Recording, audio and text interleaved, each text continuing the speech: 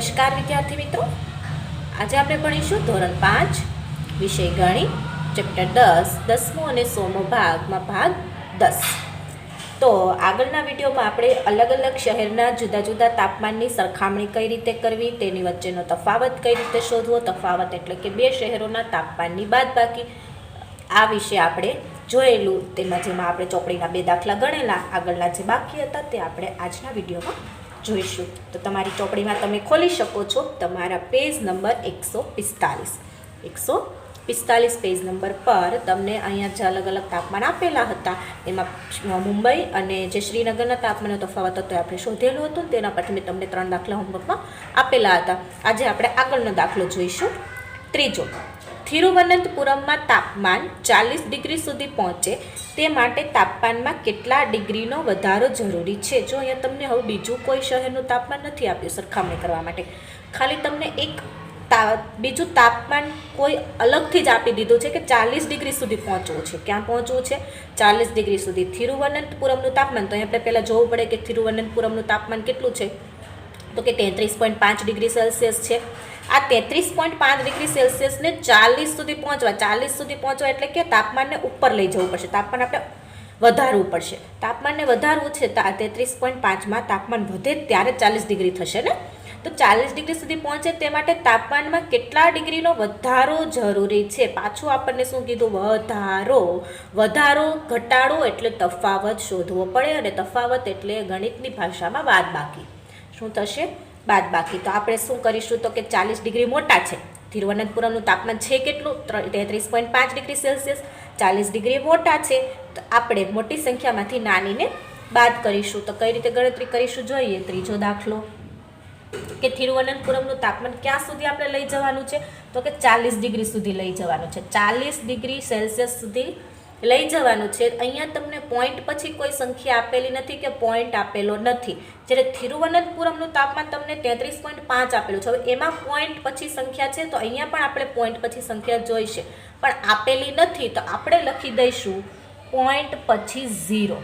આ ડિગ્રીને આપણે થોડી વાર હટાવી દઈશું, પોઈન્ટ પછી શું લખી દઈશું? 0।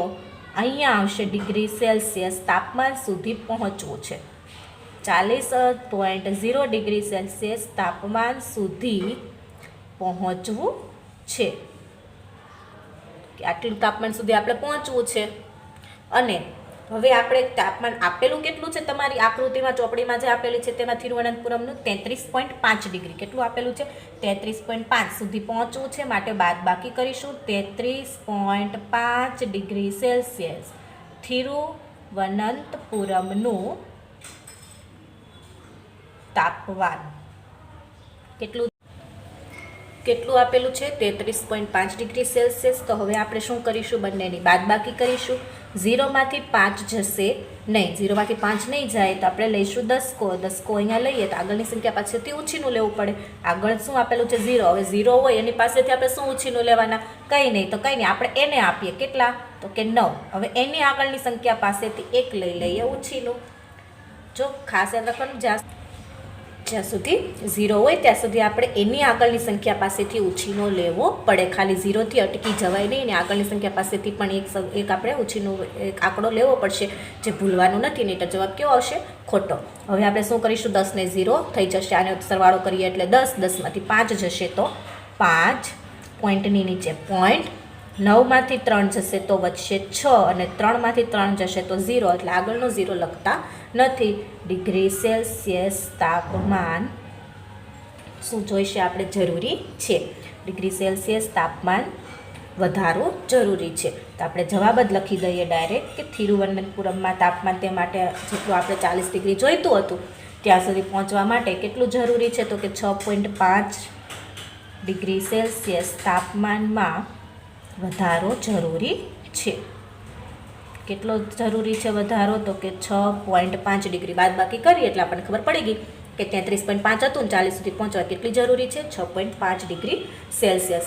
એવી જ રીતે આગળ ચોથો સવાલ કે ચેન્નઈ કરતાં કોલકાતાનું તાપમાન કેટલું ઓછું હતું? ચેન્નઈ કરતાં કોલકાતાનું, પાછા તમને બે શહેરોના નામ આપી દીધા, બે રાજ્યોના નામ આપી દીધા।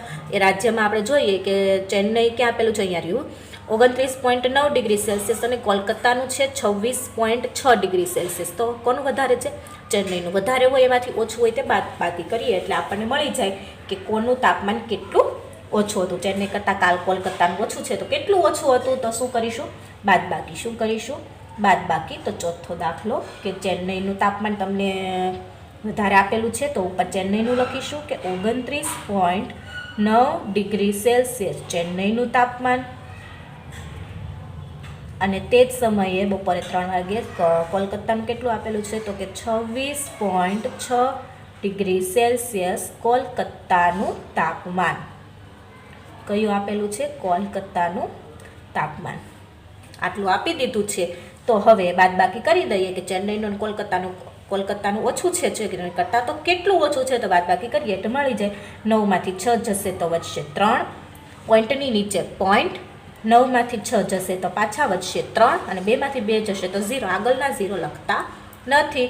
ડિગ્રી સેલ્સિયસ કેટલું આવ્યું તફાવત? તો કે 3.3 ડિગ્રી સેલ્સિયસ. તો આપણે જવાબ લખી શકીએ કે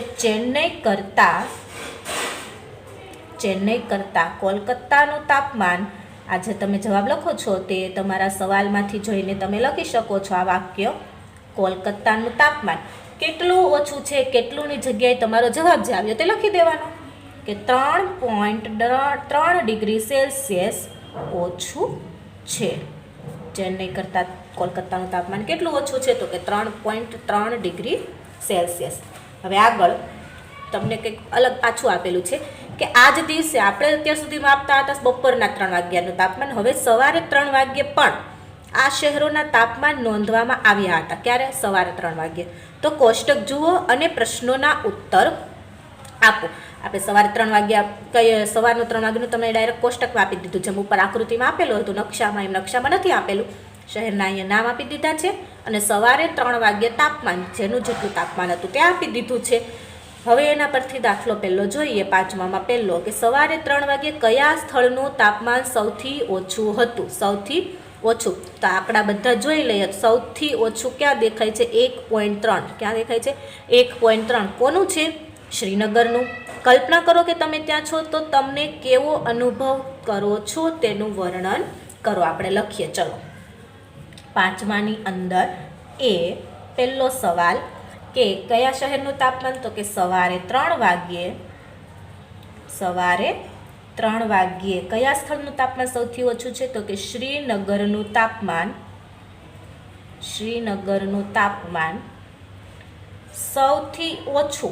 સૌથી ઓછું એટલે કે સૌથી જેમ તાપમાન ઓછું તેમ ઠંડી સૌથી વધારે, તાપમાન ઓછું તેમ ઠંડી વધારે, અને તાપમાન વધારે તેમ ગરમી વધારે. યાદ રાખજો, શ્રીનગરનું તાપમાન સૌથી ઓછું કેટલું?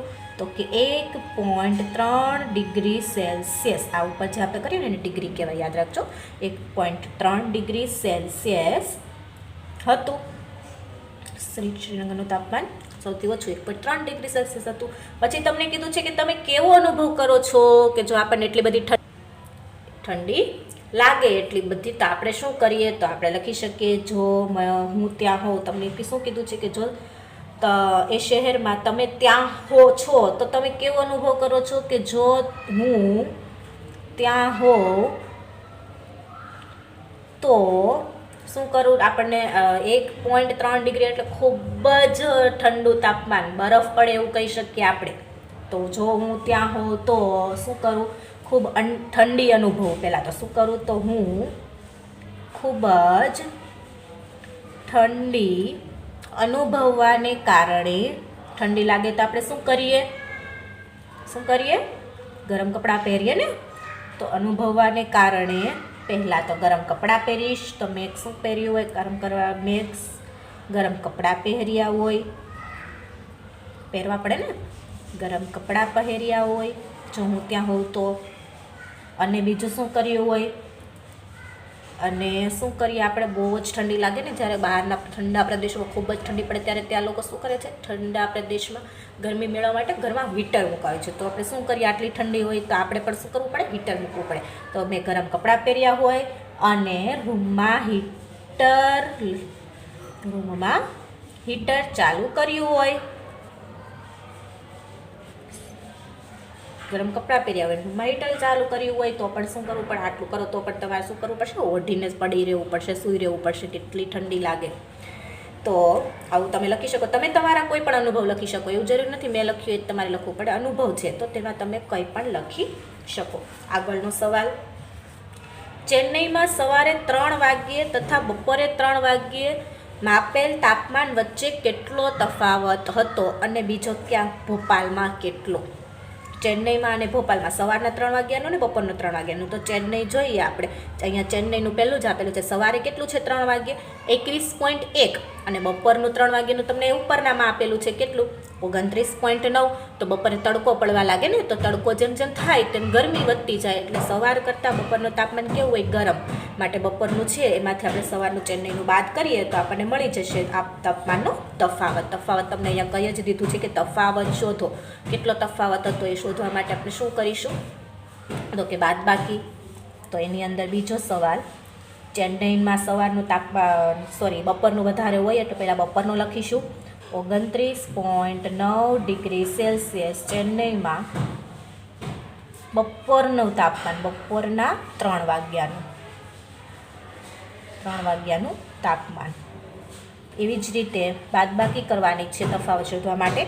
સવારે 3 વાગ્યે કેટલું આપેલું છે નીચે કોષ્ટકમાં, તો કે 21.1 ડિગ્રી સેલ્સિયસ ચેન્નઈમાં સવારે 3 વાગ્યાનું તાપમાન. હવે સવારના 3 વાગ્યાનું એટલે આપણે સવારમાં નહીં, અહીંયા તો આપણે તો રાત ગણીએ ને 3 વાગ્યાને, તો ત્યારનું તાપમાન આપેલું છે. સવારના 3 વાગ્યાનું તાપમાન 12 વાગ્યે, રાતે 12 વાગ્યા પછીના સમયને સવાર કહી શકાય. તો હવે આપણે બાદબાકી કરીએ તો 9માંથી 1 જશે તો વધશે 8. કેટલા વધશે? 8. 9માંથી પાછા 1 જશે તો 8. જો મેં પોઈન્ટની નીચે પોઈન્ટ મૂકી દીધો છે. 2માંથી 2 જશે તો આગળની પહેલી સંખ્યા 0 આવે, જે આપણે લખતા નથી. ડિગ્રી સેલ્સિયસ કેટલો તફાવત આવ્યો, તો કે 8.8 ડિગ્રી સેલ્સિયસ.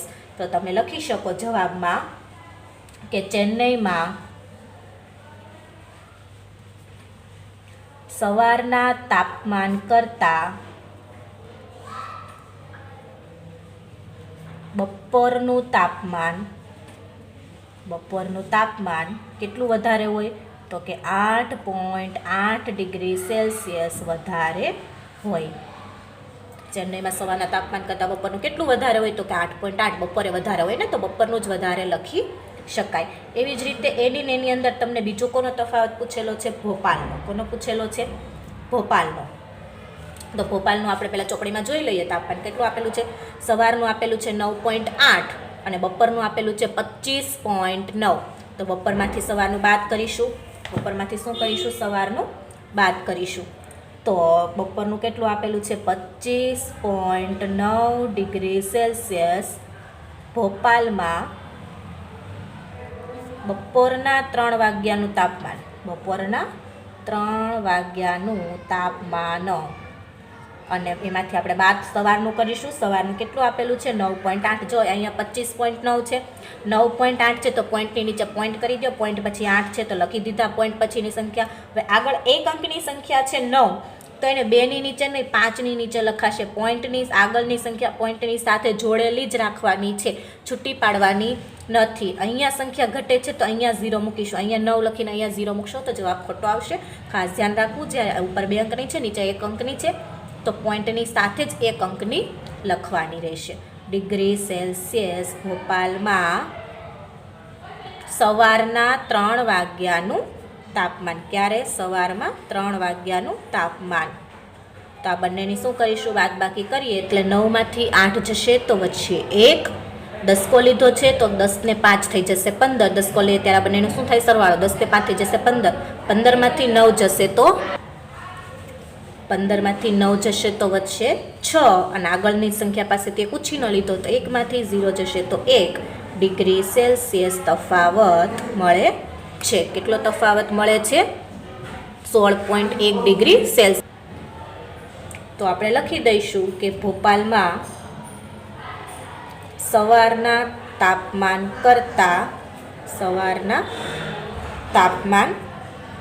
કરતાં બપોરનું તાપમાન બપોરનું તાપમાન કેટલું વધારે હોય છે? 16.1 ડિગ્રી સેલ્સિયસ વધારે હોય. તો સવારના અને બપોરના તાપમાનમાં તમે તફાવત જોઈ શકો છો. સવારે ખૂબ ઠંડી લાગે, બપોરે ગરમી થવા લાગે.